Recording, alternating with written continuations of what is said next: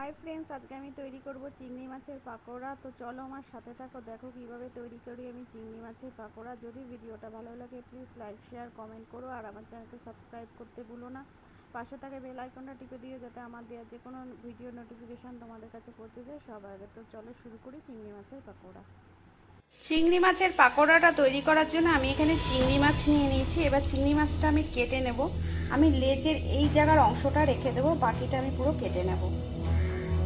দেখো আমি কয়েকটা চিংড়ি কেটে নিয়েছি, এইভাবে সব চিংড়িগুলো কিন্তু আমি কেটে নেব।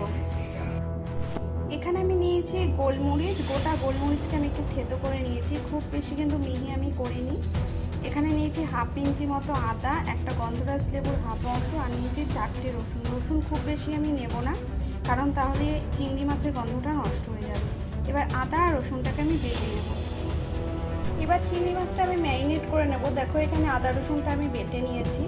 এবার প্রথমে এখানে দিচ্ছি আমি হাফ চামচ মতো হলুদ গুঁড়ো, পরিমাণ মতো নুন, গোলমরিচ যেটা আমি গুঁড়ো করে রেখেছিলাম, আদা রসুন বাটা, আর এই লেবুটা আমি চিপে দিয়ে দেব। এবার ভালো করে আমি মাছগুলোর গায়ে মাখিয়ে নেব। সব কিছুকে আমি মাখিয়ে নিয়েছি। এবার এর মধ্যে আমি অ্যাড করছি 1 চামচ কাশ্মীরি লঙ্কার গুঁড়ো। এটা দিয়েও আমি ভালো করে মেখে নেব।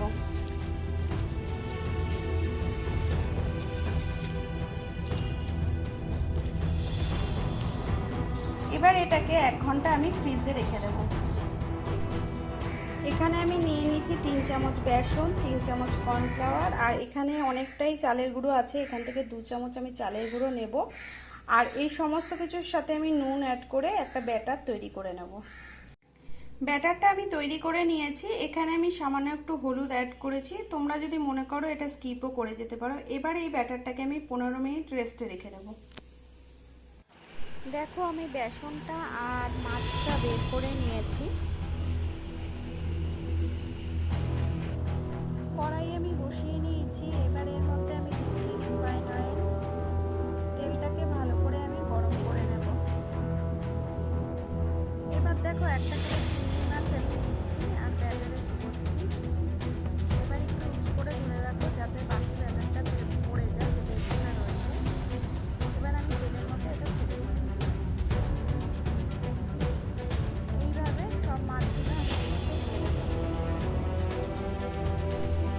আর কটা মাছ আমি তেলের মধ্যে দিচ্ছি একইভাবে। করে দিয়ে যাচ্ছি বেসনটা পড়ে যায়। এবার আমি রেখে আবার দিয়ে দেবো।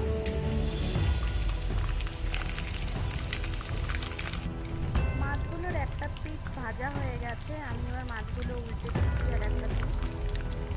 এইভাবে সব মাছগুলো আমি উল্টে দেবো আর মাছগুলো একটু লাল করে ভেজে আমি তুলে নেব। দেখো মাছগুলো লাল হয়ে গেছে, মাছগুলো আমার ভাজা হয়ে গেছে। এবার মাছগুলো আমি তুলে নেব।